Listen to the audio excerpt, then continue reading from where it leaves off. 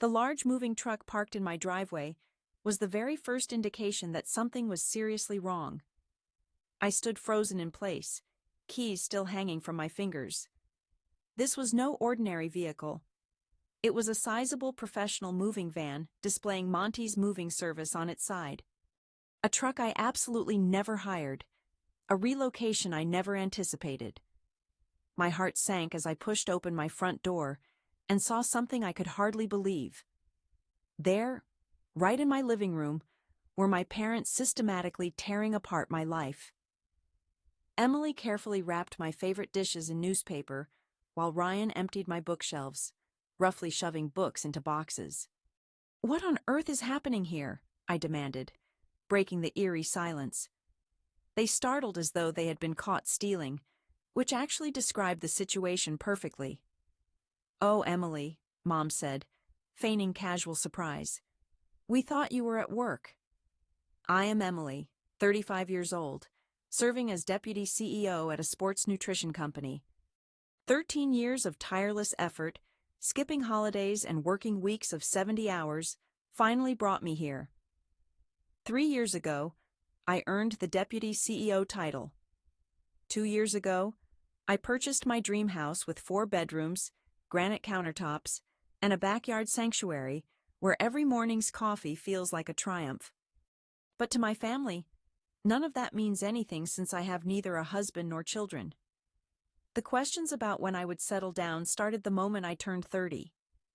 Family reunions turned into intense interrogations as relatives cornered me at weddings, their tones dripping with saccharine concern.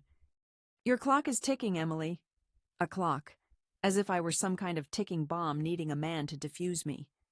At my cousin's wedding last year, Aunt Judith suddenly grabbed my arm during the reception, her nails pressing crescent shapes into my skin. "It is not too late to freeze your eggs," she whispered urgently, the smell of champagne heavy on her breath. The chatter around us quieted as everyone waited for what I would say. I forced a tight smile and changed the subject to ask about her garden. But inside, I felt something harden. This is what they cannot understand. I am not broken. I am not some tragic figure weeping over an empty womb with ice cream. I am living exactly the life I have chosen. My job pushes me in new ways. My financial freedom allows me independence. I have found peace that escaped me when I tried to follow others' expectations. Yet explaining this to those who measure a woman's worth by her wedding ring is impossible. My brother Ryan is 28. Last year, he married Lauren after many years together. I truly felt joy watching them exchange their vows. I even gifted them $15,000 as a wedding present, money that represented months of my paycheck, given up because I wanted to support their new beginning. The ceremony took place at our family church, where I had listened to endless sermons about sacrifice and putting others before yourself. The reception downtown was lovely until the family began their usual performance. "Emily, when are you going to settle down?" Aunt Judith asked, cornering me at the dessert table. "You are the only one left unmarried now." My mother joined in, holding a champagne glass delicately between perfectly manicured fingers. "It is about time you heard the patter of tiny feet within that spacious home of yours." I gave a polite smile and nodded, as I always did. Inside, I was silently counting how many more hours remained before I could leave without appearing impolite. These people treated my being single as if it were a contagious illness. My happiness, or my way of life, was somehow seen as a personal affront to their decisions. After the wedding, Ryan and Lauren moved into a small apartment owned by our parents. Our family home, to be exact. My mother even asked me to help with the utility payments. Thus, I have been covering their electricity and heating expenses each month. Helping family did not bother me, yet sometimes I questioned if they viewed me as anything more than an ATM, a constant source of money since I had no spouse or children to spend on. The first several months after the wedding appeared to go smoothly. Lauren would express gratitude for paying the bills during Sunday family lunches and inquire about my career. I thought we were forming a sincere connection. I should have realized the way her gaze would rest on me when she presumed I was not observing, silently measuring and pondering what else she might claim. Let me describe my home, because understanding what I nearly lost sheds light on all that followed. I began working when I was 16, financed my own university education, and dedicated 13 years climbing the corporate hierarchy. When I finally achieved the position of deputy CEO, I knew it was time to acquire the home I had dreamed about as a child. The search for a house took 6 months. I visited numerous properties that were too small, overpriced, or too distant from my workplace. Everyone. I was told my demands were unrealistic, but I stood firm. This was meant to be my permanent home. The moment I discovered it, I felt certain. 4 bedrooms, a stunning kitchen adorned with granite countertops, and a backyard ideal for sipping morning coffee or evening wine. A secure neighborhood, close to my workplace, everything I had imagined. Signing those documents felt like crossing a finish line I had been chasing through my entire adulthood. This place was mine, purchased with my own money, my efforts, my sacrifices. No one could take that away from me. Or so I believed. When I first moved in, I gave my parents a spare key. They had helped me with the furniture, and it seemed reasonable in case of emergencies. They are my parents, after all. I trusted them without a doubt. That confidence almost ruined me. Our family holds Sunday dinners at Mom and Dad's house, a tradition from our childhood. We sit around the same oak table where Ryan and I once shared breakfast before school. Mom cooks pot roast or chicken, and we catch up. Usually the atmosphere is pleasant enough, but recently something changed. Lauren began dropping subtle remarks during dinner. At first, nothing explicit, just faint hints. She would comment on how cramped their studio felt, or how wonderful it must be to have so much room. She never said my name, but everyone understood who she meant. "It's so unfair," she said one Sunday, slicing her chicken with unnecessary force. "Single people get these huge houses, while married couples are squeezed into tiny apartments." My parents nodded as if she were speaking profound truths. I pretended not to catch on, but I immediately saw the plan. She was sowing ideas, setting off something that made my skin tense up. The thing is, their apartment is not horrible. It is small, but rent-free. They only cover utilities, which I help pay for. Many young couples would see this as a true blessing. Yet Lauren acted as if they were living in misery. At first I tried to overlook these remarks. Family relationships are complex, and I did not want to stir up trouble over what might be nothing. But the hints became more frequent and less disguised week after week. Lauren would let out dramatic sighs as she described their place.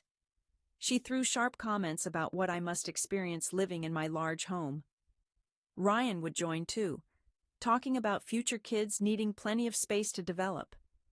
He would look right at me, as if expecting me to give something in response. But I have labored hard for my house. I earned every inch, and I refused to feel bad for having nice things just because others chose differently. The most painful part was how my parents reacted. They nodded and agreed with every word Lauren said, treating me as selfish just for living in my own home. They seemed to forget I am the one offering financial support. I pay Ryan's utility bills, I helped with their wedding costs, and I have lent my parents money many times. Yet somehow, I am selfish because I refuse to apologize for the house I worked 13 years to earn. The reasoning makes no sense, but no one appeared to care about logic anymore.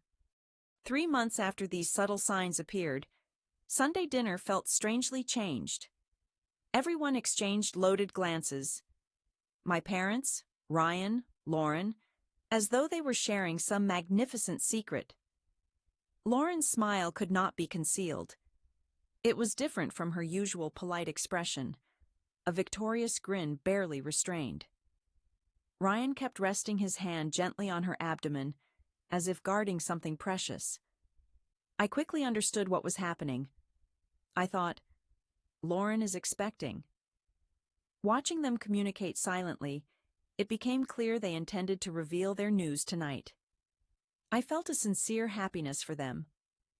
Ryan always had a natural way with kids, and Lauren seemed destined to become a loving mother. Perhaps a baby might even shift the focus away from my own single status. We gathered around the table as usual. Mom had made her classic pot roast, the comforting scent filling every corner of the home. But instead of eating, Ryan cleared his throat and called for everyone's attention. "Lauren and I have an announcement," he said, holding her hand firmly. "We are going to have a baby." My parents burst into tears of joy, even though they probably suspected the news already. Mom hugged Lauren tightly while Dad shook Ryan's hand, as if he had achieved something remarkable. "Congratulations," I said genuinely. "That's wonderful news." Yet Mom could not help but spoil the moment. She said pointedly, "Well, at least one of my children is going to give me grandchildren," directing a meaningful look at me. I was beginning to feel that I might never have any. I held back my reply. This was their moment, not a time to discuss my own life decisions. I smiled again and congratulated them warmly. At that moment, Lauren faced me, her smile seeming deceptively gentle. She said, "Actually, Emily, we've been having an important conversation with your parents. It concerns our living arrangements." I paused, caught off guard. "What do you mean?" I asked. Everyone agreed that our family's housing was not fairly shared. Ryan and my parents nodded together like they were controlled by the same invisible force. Lauren spoke again, her tone becoming more assured. "You live by yourself in that large house with many unused rooms. Meanwhile, we are packed into a small studio apartment, and soon we will have a baby who truly needs more space." I responded cautiously, a knot tightening in my chest. "What does that have to do with me?" My mother interrupted sharply, her voice commanding. "Emily, you must behave like a true sister. It is important to show your love for your brother and the future nephew," I asked, although a sick feeling told me the answer before I even finished. "How exactly?" My mom answered plainly, as if making a weather report. "You should give your house to Ryan and Lauren. They require the space far more than you do." I stared at her, searching for any hint of a cruel joke. "Are you serious right now?" "Completely serious?" My father confirmed. "Yes, you would move into the studio. We can make everything official. You transfer the house to Ryan, and then we transfer the studio to you." I looked around the table, seeing their hopeful expressions. They truly thought this was sensible, not joking at all. I stood suddenly and said firmly, "No, absolutely not. I will not. Giving up my home." "Emily," Mom hissed sharply, "don't act so selfish." Selfish. I could hardly believe it, and my voice trembled. I worked for 13 years to own that house. I saved every single penny. I earned it. "You're just an old spinster who will never marry or have children anyway," Dad said scornfully. "Why do you need a house like that?" His words hit me like sharp blows. My own father labeling me an old maid. Ryan joined in. "You're being selfish, Emily.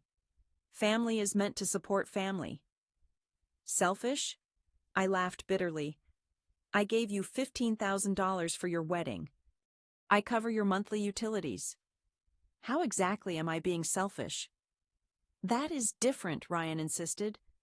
"No, it is not," I snapped. "I am exhausted from being treated like I matter less than Ryan simply because I am not married." "That is not true," Mom said weakly. "Really?" Then I offered a solution, grabbing my purse. "Sell your studio apartment. Use that money as a down payment to buy Ryan and Lauren a house." Problem solved. My parents exchanged uneasy looks. "We cannot afford a second mortgage," Dad muttered. "Then live within your means," I said as I moved toward the door. "Don't try to take my house when you won't spend your own money." I was almost outside when they began shouting. "Emily, you are being absurd," Mom yelled. "Selfish," Dad added. "Greedy." Ryan called. I turned around one last time. I am done with this conversation. I am not giving up my house, and that is final. I left them there, sitting in silence. I drove home with my hands shaking on the steering wheel. Once I stepped inside, I took in everything I had worked so hard to achieve. The cozy couch I had spent many months saving to buy. The kitchen table where I enjoy my breakfast each morning. The bedroom with large windows that greet the perfect morning light. This was my sanctuary. I had earned every part of it. And I was not about to give it up to those who believed I was undeserving. They could label me selfish, greedy, or an old maid, but this house belonged to me, and it would stay that way. The following morning, my phone started ringing at 7 o'clock. It was Mom first, but I chose not to answer. Then Dad called, followed by Ryan and Lauren. I ignored all of them and got ready for work as if nothing had occurred. By noon, there were 12 missed calls and 20 text messages waiting. I finally checked them while having lunch in the break room. Emily, we need to talk. You are being unreasonable, from Mom. Your brother requires your support. Family must come first, from Dad. Lauren cried all night because of what you said. You are hurting a pregnant woman, from Ryan. I thought you cared about me like a sister. I guess I was mistaken, from Lauren herself. I deleted each message without replying. Their attempt to overwhelm me with guilt failed, because I refused to engage in their manipulation any longer. The calls lasted for 3 days straight. Every ring was another effort to break my resolve. The voicemails became more emotional with each one. Emily, this is your mother. Your selfishness is tearing this family apart. Emily, it's Dad. Yet I stood firm, refusing to let their voices control me. I feel deeply let down by you. This is not how we raised you. Emily, this is Ryan. Lauren's health is deteriorating because of the stress you are causing. If anything happens to the baby, it will be your responsibility. That last message sparked real anger within me. Now they were accusing me of causing possible complications in the pregnancy simply because I refused to give up my home.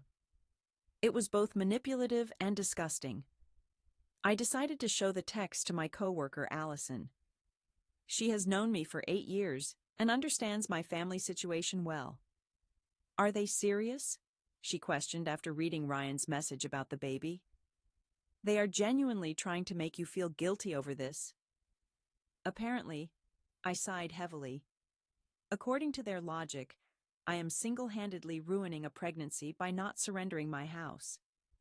That is ridiculous, Allison said firmly. None of this is your fault. I understand, I answered. But hearing someone else say it brought me unexpected comfort. Their messages became increasingly inventive as the week went by. They sent articles promoting family loyalty and the importance of helping relatives. My mother shared Bible verses about loving your neighbor. My father sent a story about a woman who gave her home to her sister. This could be your story, he wrote below the article. You could become the hero of this tale. I burst out laughing at the idea of being a hero in that sense. They wanted me to be heroic by giving up everything I had worked hard for. That is not heroism, that is foolishness. Lauren's messages were especially manipulative.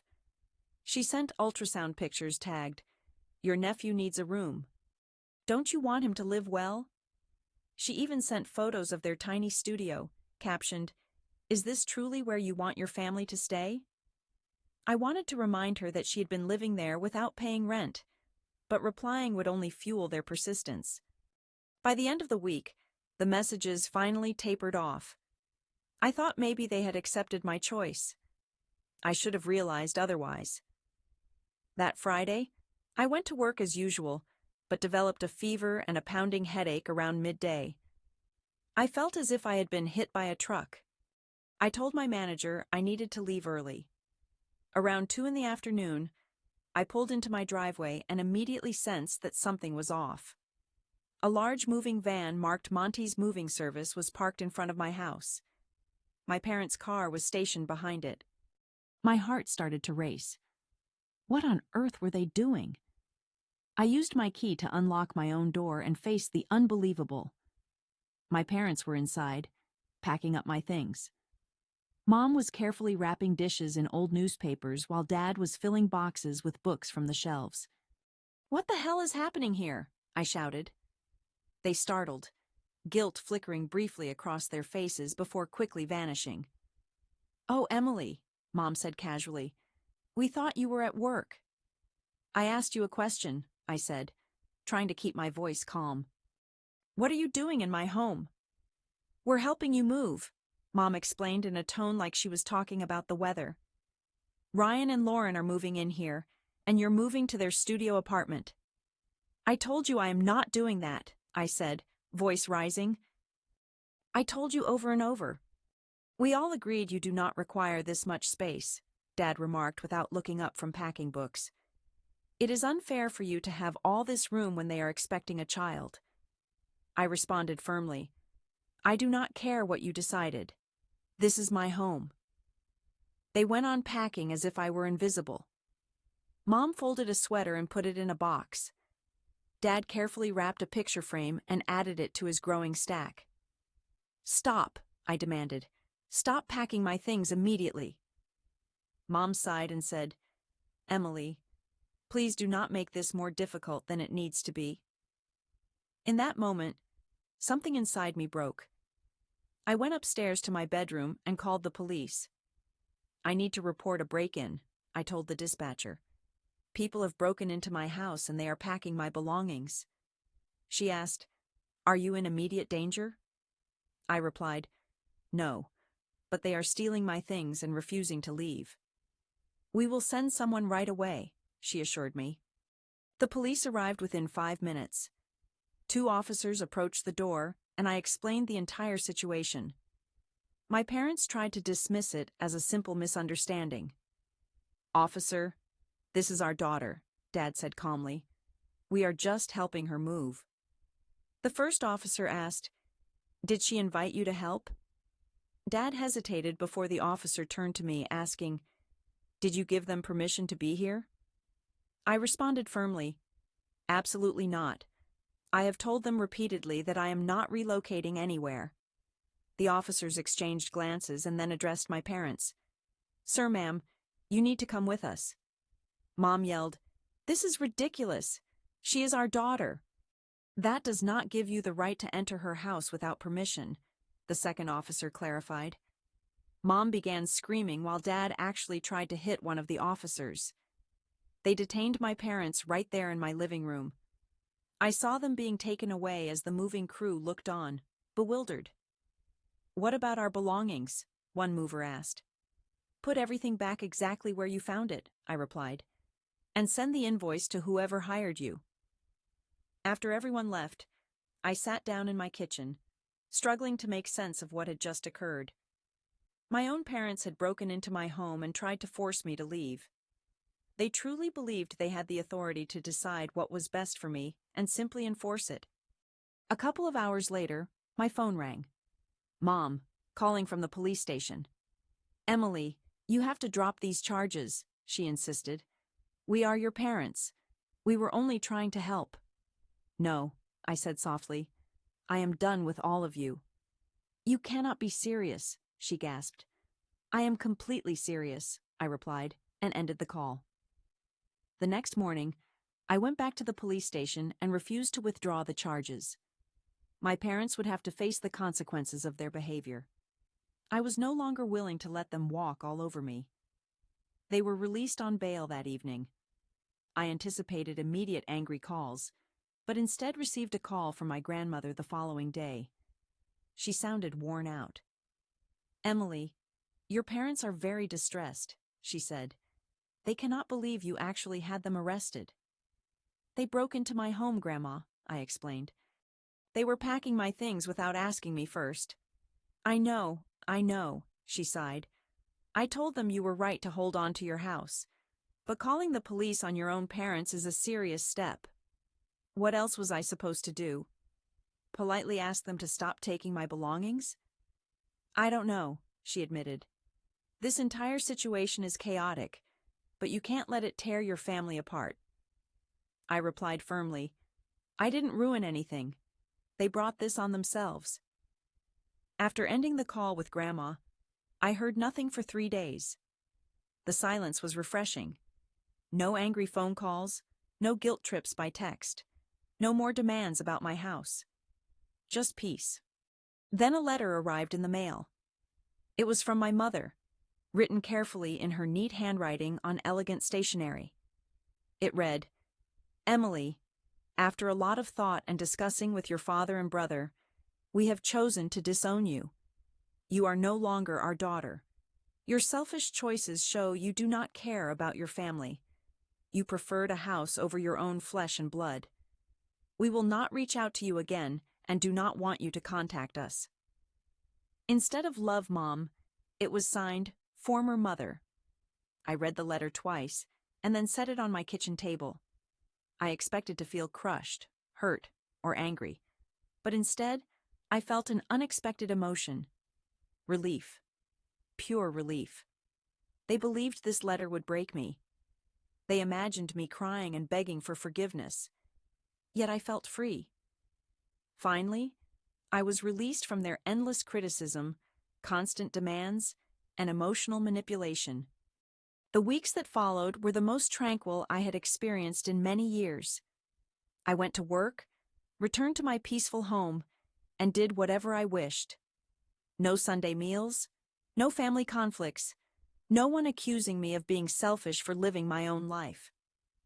Through my grandmother, I learned that Ryan and Lauren were still living in the studio apartment.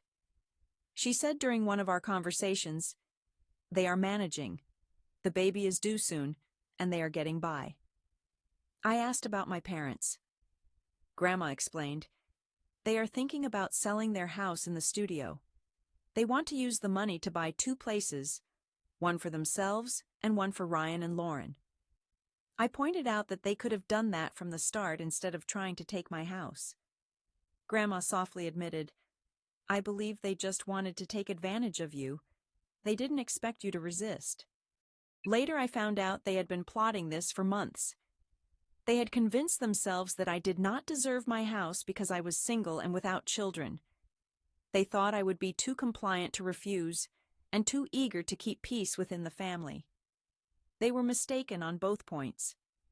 The strange thing was that they could have simply asked for support to help Ryan and Lauren buy a house. Had they come politely, explained their situation, and asked for help, I might have thought about it. I have always been generous with my family, but they never wanted to ask. They just wanted to take what they believed I was not entitled to. They aimed to punish me for being successful and independent. Half a year later, I learned they had executed their plan. They sold both properties and bought 2 smaller homes. Ryan and Lauren moved into a 2-bedroom apartment, while my parents purchased a condominium. Everyone appeared content with their new living situations. I was content as well. I continued residing in my beautiful house, the one I had invested so much effort into. I maintained my career and independence without having to deal with people who believed they deserved everything I had earned. Occasionally, I long for having family around. I miss the thought of Sunday dinners and holiday celebrations. But I do not miss the endless criticism, manipulation, or the feeling that nothing I did was ever sufficient. My life is calmer now, but it is truly mine. I make my own choices, manage my own finances, and live in a home that belongs solely to me. No one accuses me of being selfish for achieving success. No one demands I give up possessions I have worked hard for to those who have not earned them. I have discovered something essential through this experience. Sometimes those who say they love you are actually holding you back. Sometimes removing toxic influences is the most compassionate act of self-care. My family believed they were teaching me a lesson by putting me down. They thought I would return begging for forgiveness and offer my house. Instead, they showed me that I am stronger than I ever imagined. They proved that I do not need their approval to find happiness. They demonstrated that putting myself first is not selfish. It is essential. This lesson holds greater value than any building could offer. Thank you for hearing me out. If you found this tale meaningful, please share it with those who may be caught between the demands of their loved ones and their own limits. Remember to leave a comment and subscribe to hear more stories about taking back your strength when others attempt to claim what belongs to you. Occasionally, the most courageous act we can take is refusing the ones we hold dearest. Music.